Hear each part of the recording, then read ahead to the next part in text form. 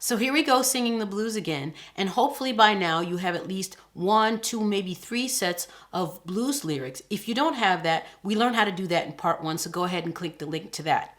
But anyway, so now we're going to take the blues that we have and we are going to modify it. Now we can modify 3 ways. We can modify the melody, we can modify the rhythm, and we can modify the text. So let's start with just modifying, let's start with the rhythm, okay? So I'm going to show you, I'm going to sing the first A normal. The second A, I'm going to change the rhythm again, and maybe I'll change the third part. Here we go. I hate that the toilet paper is all gone. I hate that the toilet paper is all gone.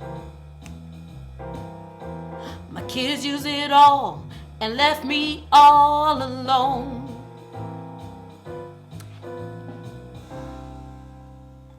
Now you might notice it's very difficult to change the rhythm and not change the melody. So sometimes the melody does change. In fact, if you change any one of those 3 elements, it does have effect on the others. But I'm specifically focusing on trying to change one thing at a time.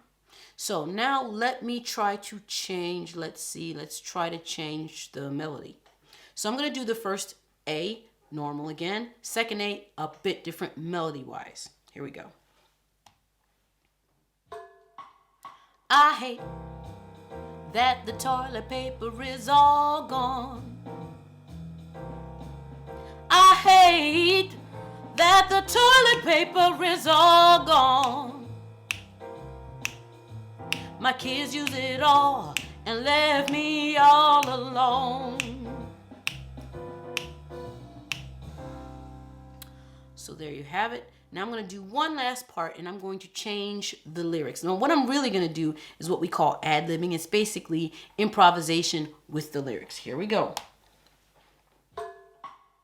I hate that the toilet paper is all gone. Ooh, yeah, I hate that the toilet paper it's all gone. My kids use it all and they left me all alone. So you can see in this last example, I actually changed a little bit of all 3, melody, lyrics, and rhythm. It's kind of hard to change one and not change the others. So there you have it, a little bit more advanced blues. Now, if you want to really know how to tear the house down, you might want to look at part 3.